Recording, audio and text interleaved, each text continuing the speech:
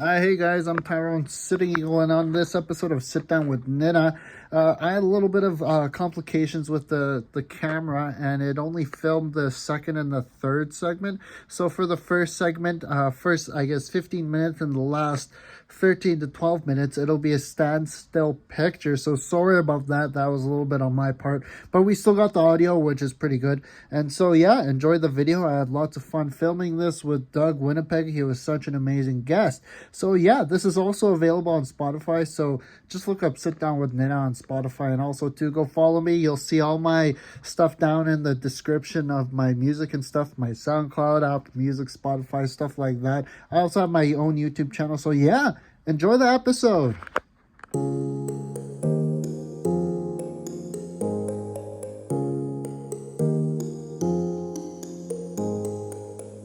Everything that you carry, any luggage you This is episode 11 of Sit Down with Nin'na, and today we have Doug Winnipeg. I will let him introduce himself. Go ahead, Doug. Hi, my name is Doug Winnipeg. I am the communications officer for Siksika Nation. I was born and raised on Siksika Nation, and I grew up in Stobart, out west.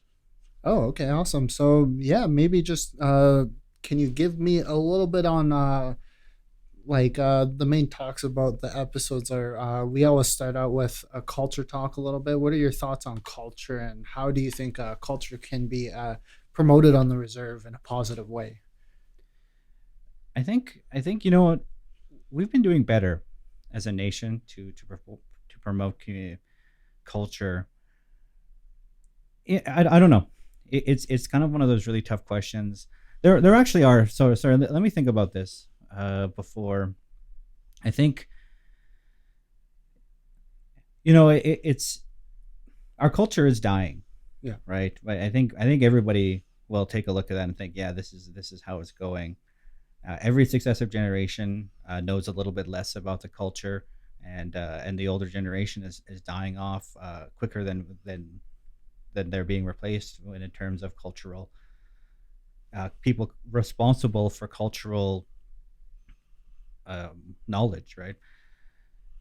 So keeping it's a really heavy question. So, but I would say that I think there is a problem with people with people with the knowledge.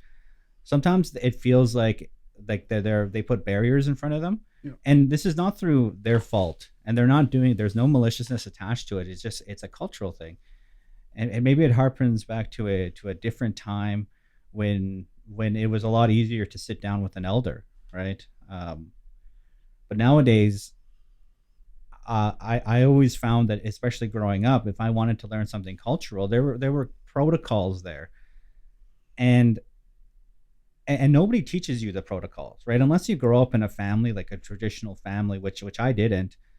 There's a minefield of protocols you have to follow every single time you want to talk to an elder, and and there is a sense of respect there. So you always have to respect the elders, and if they want something done a certain way, you always try to do it that way, because attached with their age is a general wisdom. But at the same time, there's also that other side of it, where if you add too many protocols, it becomes harder for people like me who want to know more about my people, my culture, the tribe, the nation. It becomes harder for the knowledge to get to me, and if that knowledge isn't getting to me, then it's not getting to my kids. It's not getting out there, and I think that's one problem that we're having with culture, is just passing that down. It should be immensely easy. Um, I've been thinking a lot about other cultures, and so we're not alone in this right now. So at any given time, there's about 6,000, 7,000 languages on the planet, uh, including Blackfoot, which is our language, and half of those languages, half of the people on the planet speak 12 of those languages, or maybe it's 15 different languages, something like that. And then the remaining other half speak the remaining 6,000, 7,000 languages. And Siksika Nation is a part of, or Siksika, Blackfoot, is a part of the other side of that, meaning that there are only a few thousand native speakers of Blackfoot nowadays. And so a lot of other languages are going through revitalization processes. You see there are revitalization processes happening in Wales that are immensely successful. In Ireland, just 50 years ago, it was rare to have an for people to speak Celtic, Irish Celtic, but nowadays it's becoming the norm. And so, like you look at those places, Wales, even places like Brittany in France, who have their own Britain language. Those are just some ideas. And then if you look at Hebrew, which is probably the biggest version, or the biggest growth of a language coming from death, and just 100 years ago there were only a handful. And when I say handful, I think maybe just one or two on the planet who actually spoke Hebrew. And now millions, 7 million, 10 million, something like that. There are 10 million native speakers of Hebrew. And you can look at that in other places, like other Aboriginal languages are going through the same thing. Navajo, they're doing a good job reviving the language. There's some languages in South America that they're reviving. And so what I'm trying to say is that Siksika Nation isn't alone. But I think when you ask me about culture and if there's issues with culture, I think the first thing we should do is we should take a look at all of what they did, right? Which I guess we are doing, right? Like I don't want to diminish the role that the role and the hard work that a lot of Blackfoot people are taking to keep the culture alive and to keep the language alive. But we can do better, right? For instance, like they did small things, and you actually see it on Siksika Nation. You see it all over on Aboriginal nations. Is they replace signage so that the kids get used to seeing a certain word and then knowing it means stop. It's a small change. But there's also, like, I'm thinking about Hebrew as well, and even places like Greece, they have so in places like that they have their own school, right? They have their elementary school or their secondary school, and they go to school all day. But then at the end of the day, the kids go to a special school that teaches them specifically about their own culture and about their language. And that was one of the reasons why Hebrew has come back, is they had that secondary school.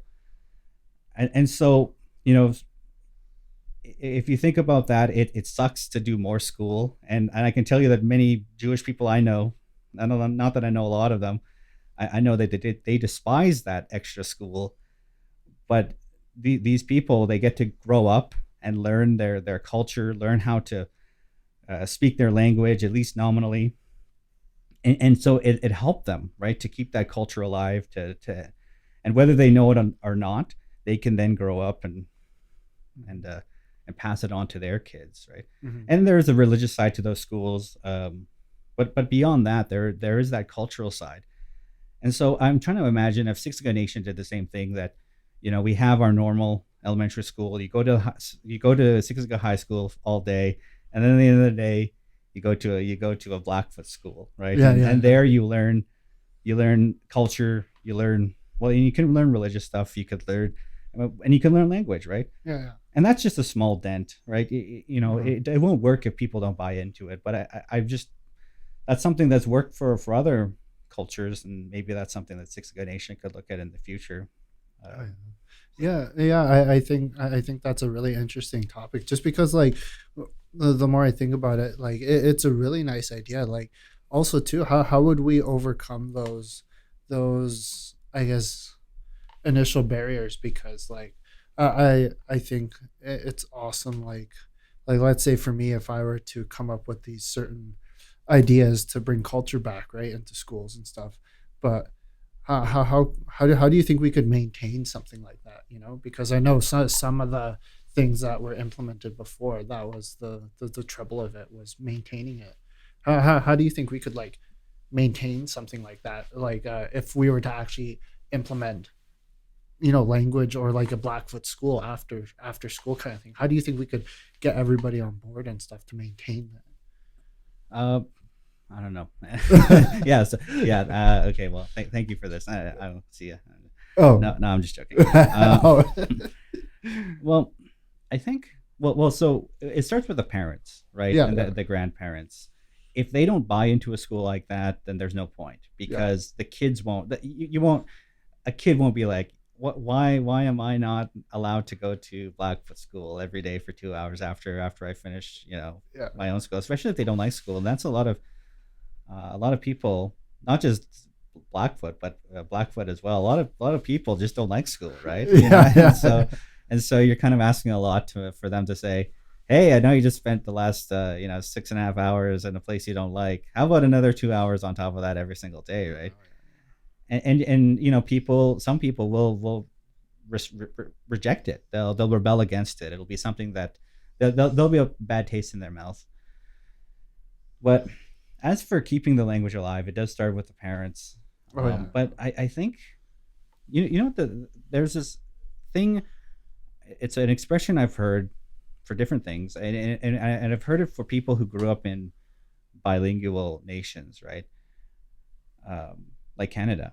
Yeah. Like for instance, somebody who is Filipino, first generation immigrant.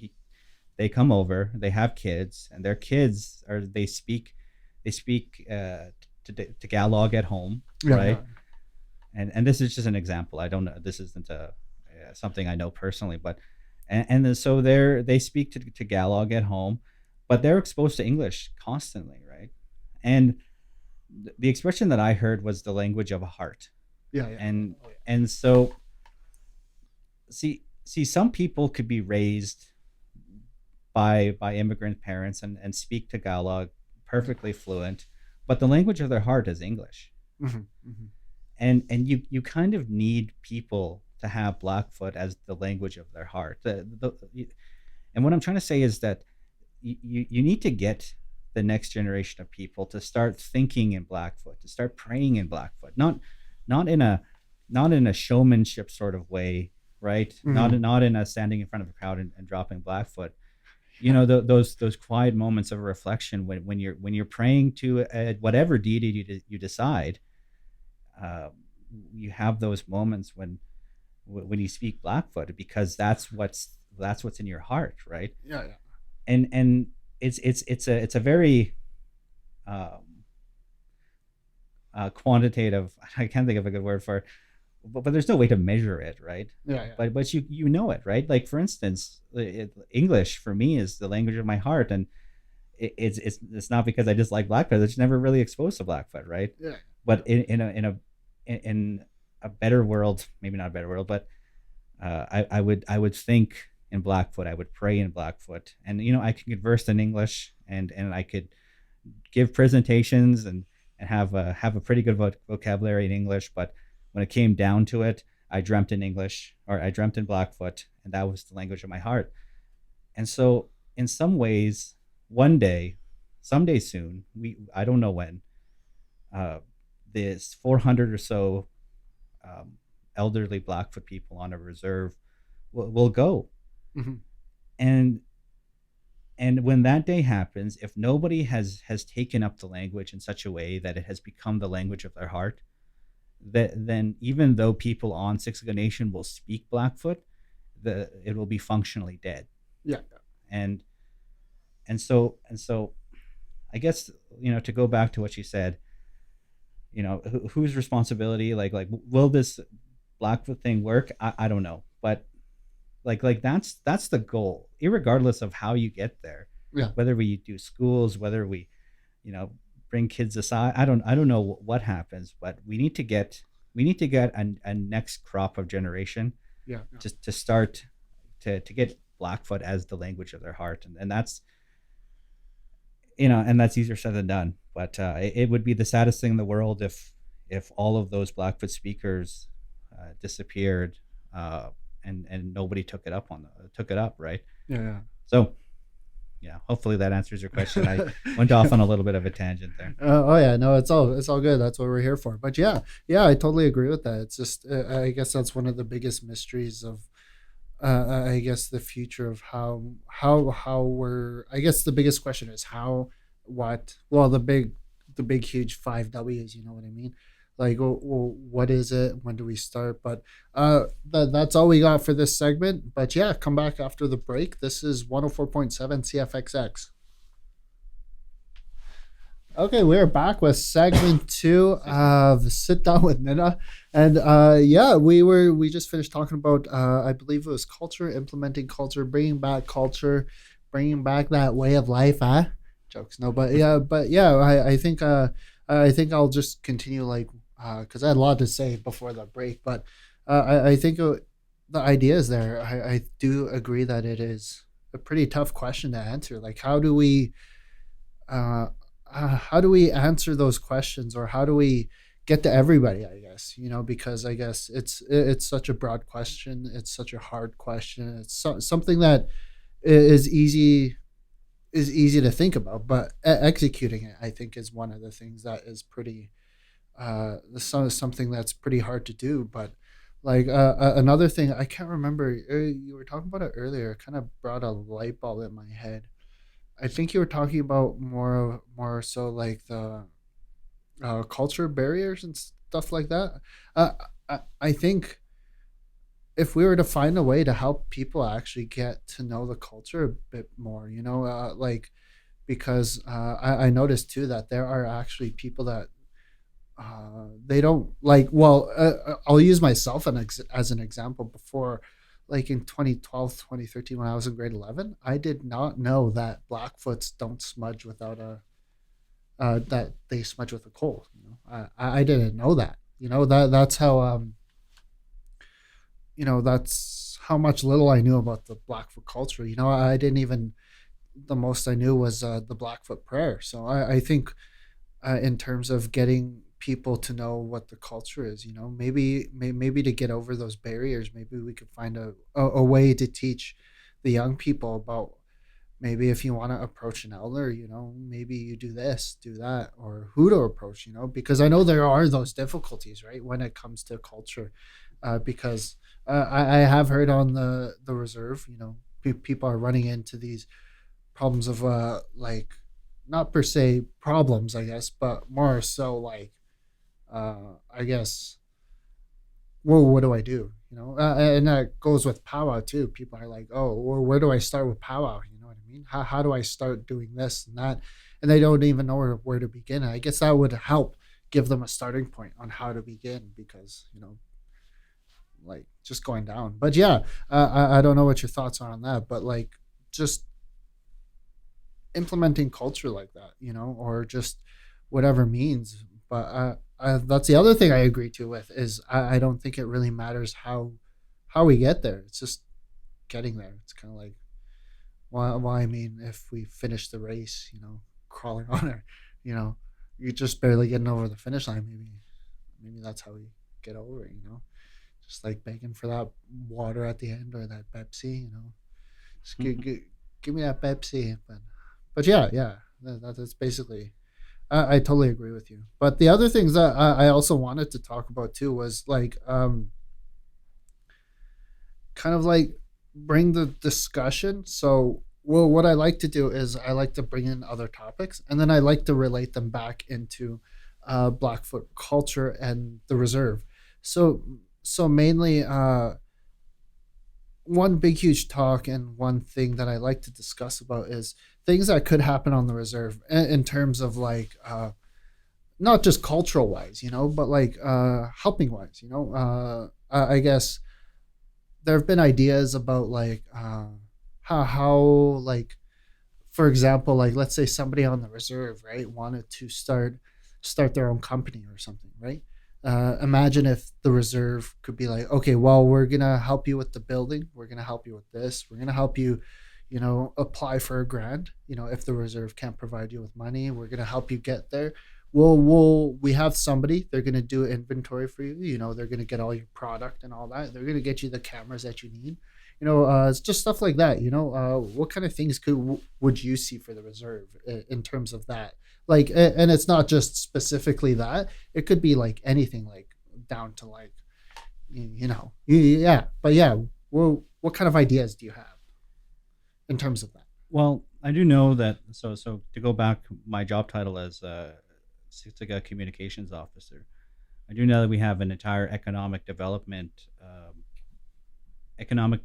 department on Siksika Nation, Yeah. and a part of some of their newer initiatives is to have like uh,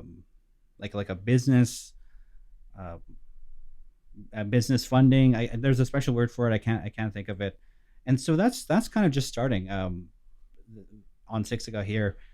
It's I shouldn't say it's just starting. It's existed in some form for many years, maybe even decades. I don't Yeah. know, but it's kind of restarting in such a way that we're trying to do it smarter. As an executive, we're trying to do it smarter than we've done before, because so before, generally how it worked is that people would pitch us an idea for a business. I want to open a tomato farm or whatever, and we'd see their business plan, whatever, and then we'd hand over a little bit of money. And this is before, so I'm not talking about like this didn't happen like a month ago or something. Oh yeah. But there was never any follow up, which which isn't a great way to do that, to do economic development, Yeah. because for reasons that you mentioned, like there's no data as to why businesses are failing, Yeah. right? And in order to determine that,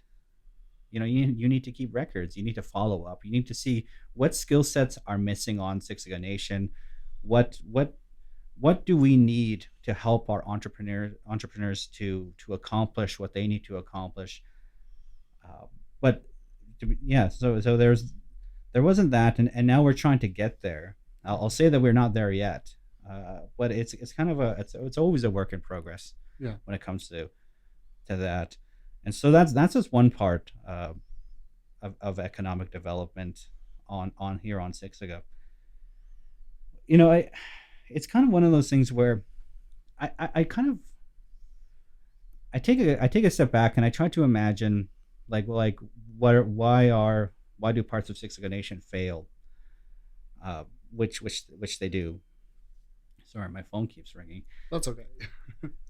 Well, not my phone, my watch. Oh. So, and it's, if you look at it, Siksika Nation, right? This isn't the system that we're used to for literal millennia, maybe 10,000 plus years.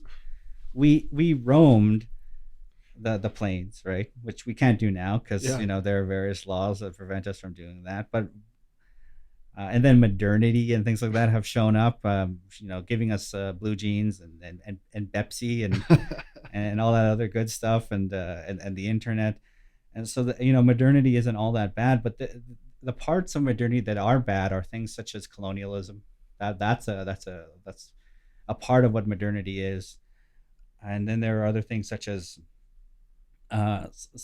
like we're trying to build a European type system here on Siksika Nation, and for good reason, right? It's not like anybody's clamoring to say, "Hey, why are we building all those homes when we could just build some teepees and hang out down at South Camp or something," right? Yeah.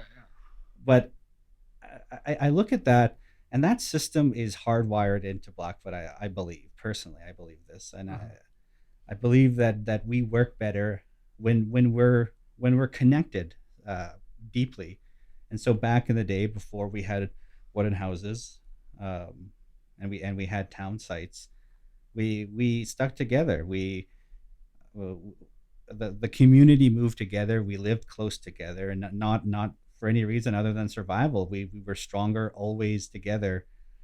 As when we roamed the plains, even after we were um, confined to the reservation here, Siksika Nation, Mhm. even after that, for a few years before we started building permanent structures and new homes, we did the exact same thing. We as a group, as a people, Yeah. travel along Siksika Nation in teepees and groups, right? Yeah. Now, Now, I'm trying to imagine how does that fit nowadays? Because when you build these town sites, you give somebody a home, right? For fairly cheap, but it kind of prevents us from doing this exact same thing. And so, depending on your point of view, that may be a good thing, that may be a bad thing. But the situation is we don't connect the way we used to as nation members, as Siksika nation, as people, because we don't really need to rely on each other, right? Like you can live in the rejects for 10 years and not have any idea who lives across the road from you, right? Yeah. And same with pretty much anywhere. Well, and I wouldn't, maybe even not town sites, because when I was growing up in Stobart, I generally knew whose houses were everybody's, right? Yeah. So if someone would be like, oh, that we need to go to that guy's house, I'd be like, oh yeah, yeah, it's over there, right? But that being said, there's a big difference between knowing where somebody lives and actually like spending time with them, learning from them, Yeah. and so I think about these questions that they're in the top of my mind often, where I'm driving to work, or I'm at home, and I'm trying to imagine how we build a better Siksika nation. And we need to connect better. Yeah. And that's the hardest thing in the world, especially since we're trying to do it another way. Like, this isn't a problem just on Siksika nation. They're having isolation problems all over the world, Yeah. because people do the exact same thing. People live in Calgary. They could live on their street their entire lives and not know who's next door, right? Yeah. And then you go look at other nations like Japan, who are excellent in a lot of ways, but they're having a crisis for isolation, an isolation crisis, Yeah. right? You live in a city of 10 million plus, and you feel isolated. You don't feel like you have friends. You don't know anybody, Yeah. right? And so Siksika Nation has that, where I feel like we isolate ourselves. And when you build communities like this, you start thinking about your communities as not Siksika Nation, but as something else. I like you start thinking, oh, I'm from Susie Slough, so I don't like those people down at Stillbart or whatever, right? or maybe you don't start thinking about that. Maybe you start thinking about family, right? You start, and so yeah, like, how do we communicate better? How do we do that stuff? I don't know. I wish I knew. If I knew, I'd tell everybody, but it's easier said than done. Yeah, yeah, most definitely. Yeah, that's something I guess that I guess will be in the mind works and stuff, or the mind works. What's that expression? Or hard works or whatever. But yeah, we that's all we have for this second segment. But yeah, stay with us. That was 104.7. Sit down with Nin'na. That was the second segment. Okay, okay, we are back with sit down with Nin'na segment 3. We just finished talking about like a little bit about I guess what would you call that, like relating how could we get ideas from other nations like Japan. But this is like a roll, right? Rank change of subjects, but I kind of wanted to get your thoughts on uh, World War III. So so yeah, no, okay. What's up?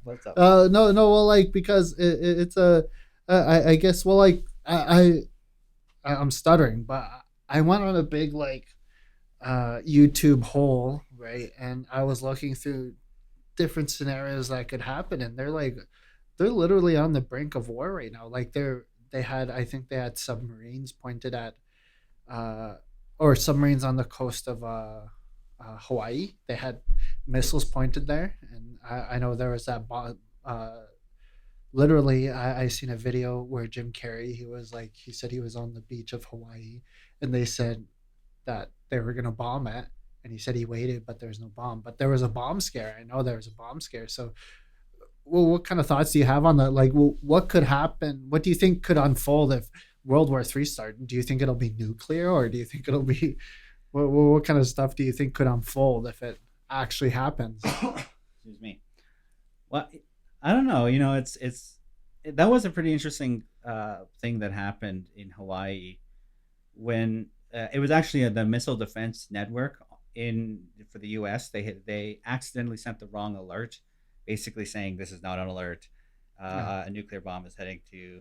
It'll be there in like 13 minutes or something. And then everybody in Hawaii got this on their phone, and so people are just like I guess this is the end. Where can I go if a nuclear bomb hits Honolulu, right? Yeah. Yeah. But yeah, well, if you really think about it, I think a major war is coming, and well, like if you look at every theater right now, Yeah. right? You kind of mentioned Japan, and that was it.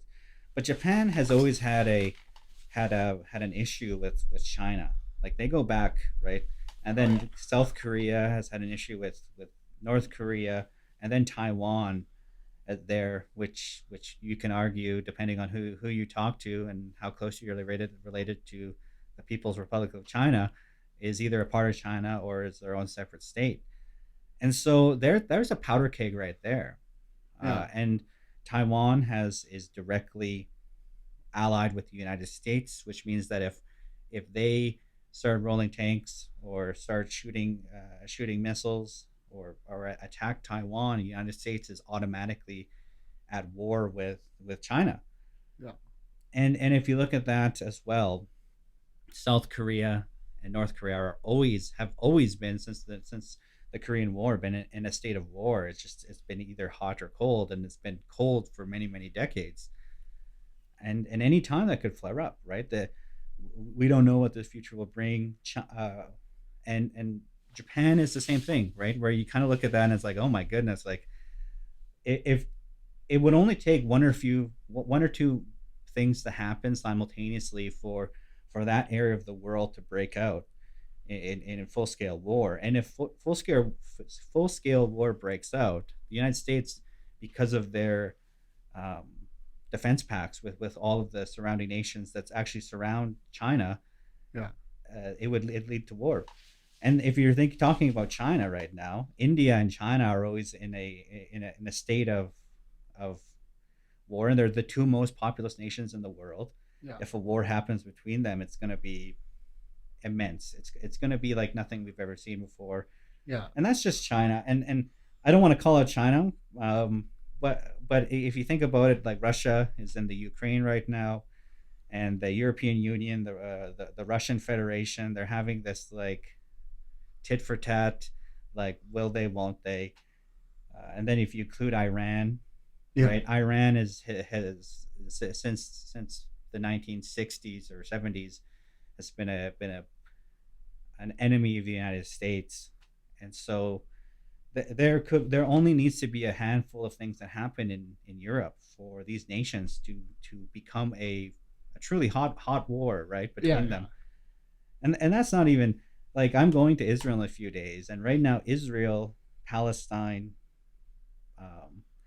or like the West Bank, Jordan, Egypt, uh, Lebanon, these nations are always on the brink of something. Yeah. And just right now, you think about how, and it doesn't matter which side you're on, like Israeli or Palestinian, that could be a powder keg as well, because again, the United States has non-aggression pacts with some of these nations, right? Mhm. Or defense pacts with them. And so, it's kind of like in the buildup of World War One, where a lot of these pacts, whether people knew it or not, it would only that's why they called the Balkans the powder keg of the world, and that's why Yeah. I'm using the term powder keg, is because there was a point when everybody said, if something happens in the Balkans, this will lead to war. And what I just said to you is the exact same thing. It's like, if this happens in any one of these hot these warming areas in the world, there's going to be war, right? Yeah. And just the way American imperialism is, they'll Yeah. likely be dragged in, right? Just like Oh, they yeah. are in the Ukraine, right? Well, they're not actually at war in the Ukraine, but the United States is kind of in there anyway. It's a little bit complicated for just a random like Blackfoot podcast. But yeah, so yeah, World War Three, and I think, and as well, I think United States is getting closer and closer to their own civil war, right? And Oh yeah, definitely. if civil war breaks out in the United States, um, then it's gonna engulf the world, right? Like Yeah, it's yeah, because again, like the Americans like to be everywhere, right? yeah, And yeah. it's just one of those things where you see it, right? The nation United States has never been more divided, right, in terms of like political speak and Republicans, Democrats, and they whether I think that they're heading that direction as well, right? And Oh so yeah, if you put all of these powder cakes together, kind of like as I said in pre World War One, I sit back and I think, man, if one of these powder cakes goes off, the world's going to be dragged into it, right? yeah, yeah, Because Canada, we have defense pacts with the United States, we have defense pacts with other nations. We're part of NATO, yeah, yeah. and so if any one of these countries are attacked, Canada may not have a choice but to intervene. Uh, yeah. So, anyways, that's my take on World War Three. Really, really wicked. Talking about culture. Now you're just talking about really, really intense, dynamic, socio-political issues worldwide. But just attacking everything on this podcast. Trying to get everything in, try to like come in with their bows and arrows and stuff. Joke. Yeah, it's well, and that actually brings me to something, right? Yeah. Many people, some people, obviously went to World War II, right? Yeah. But a lot of people on Siksika Nation didn't because we weren't required to, right? Oh yeah, And yeah. they had that idea that this is a white man's war, right? Right. And so, if that happens again, we may find ourselves there. Because I honestly don't think that, we can be called up to draft if we're part of Siksika Nation members. But who knows, right? Oh, I don't yeah, know yeah. what the world's going to bring, right? Yeah, that's kind of crazy. That even brings up like that other subject too, where I think United States is hitting their um what do you call it? Their borrowing money or whatever. I think back in like the 60s. I don't know the exact date, but I know they're getting close to that threshold of money that they can borrow.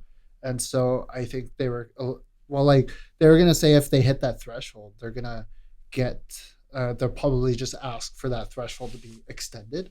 But like they're getting close to it, and I think the scary thing about the United States now being able to borrow more money is the economy.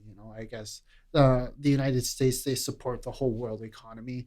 They support Canada, right? They well, the whole world basically. So if they can't borrow money and support the country, then I guess there would be policemen. Policemen, regular house jobs. Would be down in the gutter. Where nobody would be getting anything. I guess like that just reminded me of that. Where it's just almost like we're also in like this sort of, I guess, economic time where everything's getting more expensive. The types of jobs that we're getting, they're making a shift. Everything's a little bit more social media driven. There's not so much like the traditional, like, become a I'm gonna become like a, what's a 9 to 5 job, like a traditional, like a teacher. It's shifting. All the things are shifting. Where like people want to be social media influencers, and so I guess it's a weird time to live in. With all the economic changes, the war changes, we just had COVID too. That I guess that affected us too. But I don't know. I guess there's another theory behind that. Well, with COVID, where we can like, I guess there are these theories that people were saying that the government is actually saving money. I don't know, but I did have my own frustrations with that time too, because they could have stopped all the payments for everybody. For at least for the time of being, and I guess the biggest complaint of the government was that they were gonna put it that they were gonna start losing money, but just if you just take that chunk that we didn't pay and just add it on to the extra year, for example, like leases or like stuff like that, car payments, like for small businesses, so they could stay in business. But sorry, I went almost over. That was the third segment of Sit Down with Nin'na. And yeah, be sure to join us back on 104.7. That I am Tyrone Sinigo. Yeah. Okay. Check, check, check. Okay. Okay, so we are back in the fourth last segment of Sit Down with Nin'na. We just finished talking about some crazy stuff, World War III, some economics, the crash of the world economy. But like, I guess my question is, what kind of well, we kind of have to relate this back to Siksika in some sort of Okay. weird way, but like, how do you think this would affect Siksika? You know, like per se, like let's say, I guess this is with more imaginative kind of side. Like, how would this situation affect us? Because this is a real world situation, kind of a thing. Like, in a sense, like I know we wouldn't be too affected by it, but like, I guess, yeah. Well, Well, like your opinion, more so. well, Siksika Nation is very much attached to the world economy. And yeah, just yeah, we're talking about really intense stuff. I thought we were going to talk about aliens or something. I'm just joking, but no. So when it comes to things like so to go back to your earlier from last segment when you're talking about borrowing ceilings and stuff like that, there is I believe there is. I'm not an economist or anything like that, but they do have things against that, like the federal bank for the United States. There's something called the borrower or no the what is it, the lender of last resort. Oh yeah, yeah, And so the lender of last resort, if a situation arises where the banks are collapsing and they need a line of credit, the lender of last resort steps in, and that's the Federal Reserve in the United States, and in Canada, I believe it's the Bank of Canada. It's our central bank, and they also, I believe they also determine interest rates and things like that, and yeah, they use interest rates to like if you increase the interest rates, you reduce the inflation. They have other tools like that, but a lot of those tools really boil down to reducing spending, reducing inflation. Um, yeah, and they also print the money, right? And so the way we print the money uh, means how is attached to the individual uh, buying power. Maybe that's not the right term, but the individual buying power of our dollar. And so Six Sigma Nation is attached to that. Right now, like for instance, if inflation jumps just as it has during the pandemic, say 7% again, say it jumps another 7%, that means that Six Sigma Nation, that means the salaries for every single Six Sigma Nation employee has essentially dropped by 7%. Or maybe my math's off, but it's something like that. And so and again, I'll admit that I'm by far no expert. I just have a little bit of knowledge on this stuff, I guess. But and so if that happens, in order to maintain the cost of living, we have to, as a nation, increase the wages of everybody on Six Good Nation, so that even though they're making more, they're keeping in step with how much gas is, how much groceries are, how much their bills are. And that's a real world problem, because oftentimes our funding doesn't grow like we like and maybe this isn't the case. Again, I don't know this personally, but I don't believe that our funding grows with inflation. And maybe it does, maybe it doesn't. But the situation is if we had to pay everybody 77% more, somewhere along the line, Six Gun Nation is making less. And that's less for services, that's less for schools, that's less for social programs. yeah, And so that's a real world thing.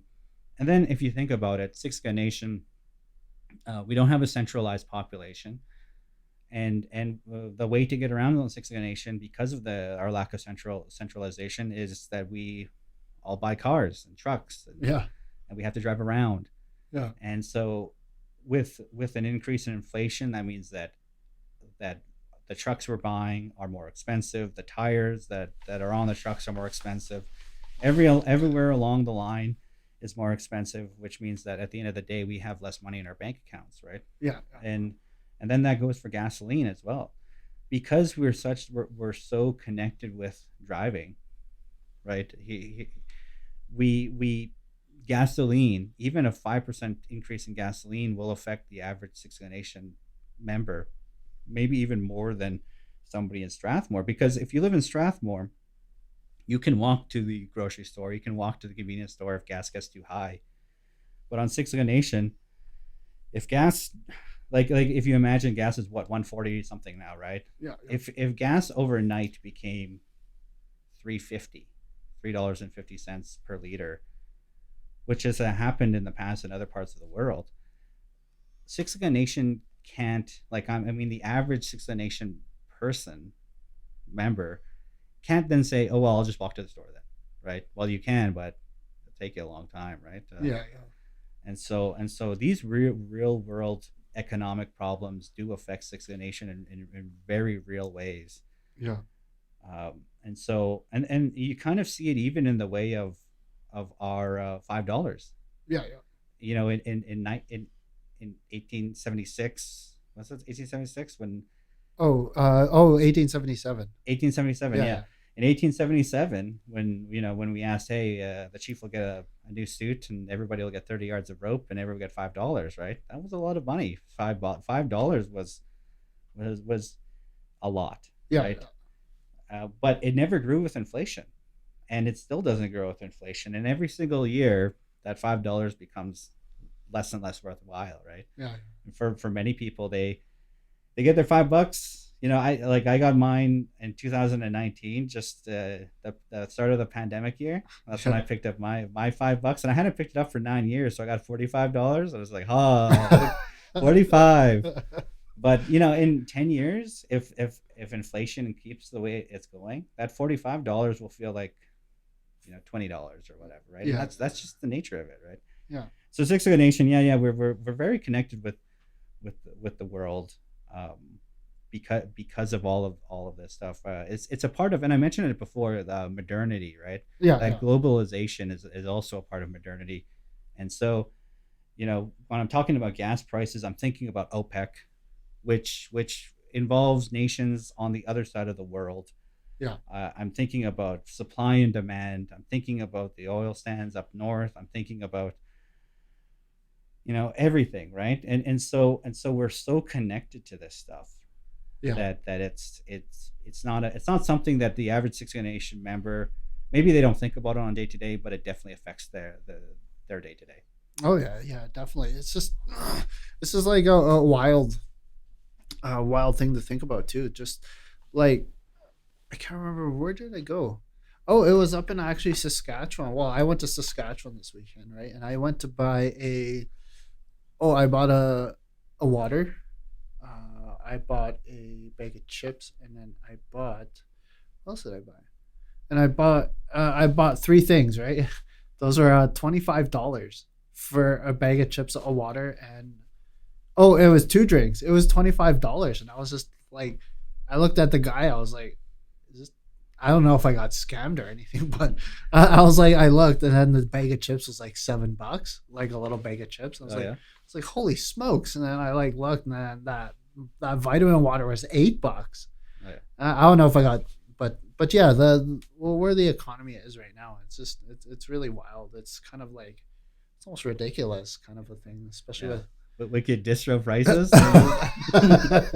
the Canadian government's like, hey, Siksika's getting the distro, so we need to up everything. Also, too, I never thought too that. Now maybe we won't talk about that, but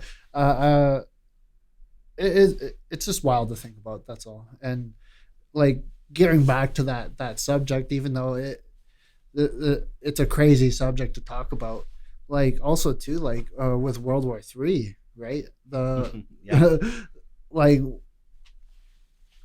I just find that scary in a sense, kind of like at any given moment, you know.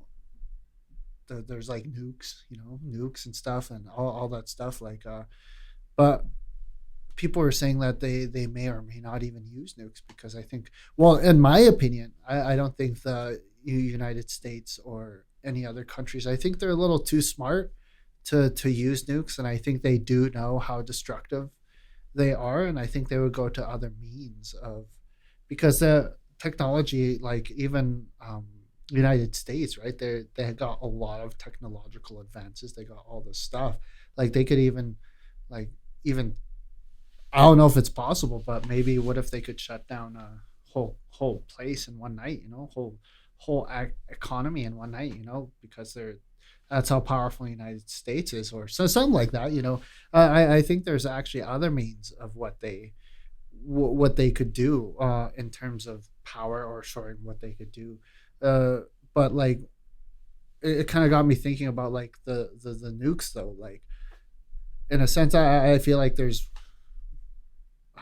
I don't know. Are we allowed to talk about that on here? I don't know. It's your podcast, but Oh, I'll say that nukes are one thing. yeah, yeah, There's that term, that Cold War term of MAD, yeah, yeah, mutually assured destruction, yeah, right? And so essentially, that's the key to preventing this stuff. It's uh, um, mutual mass or assured destruction. So yeah, so if one country sends off another nuke to another country, they'll respond.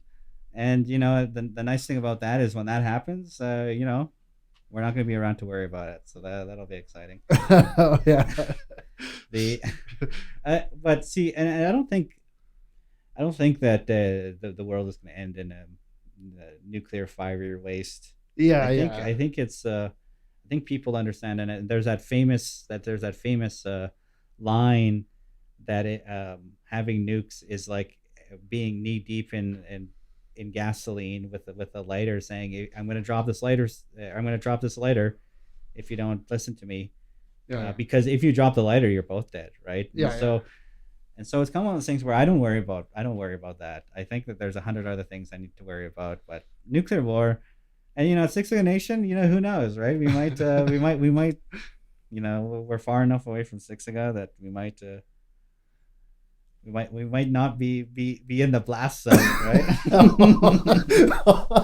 But yeah. So anyways, yeah. So there is stuff like that, but I think you're okay, right? Yeah, yeah, and if you're not okay, then as I said, if a nuclear bomb hits this place, then it's real waste of a bomb.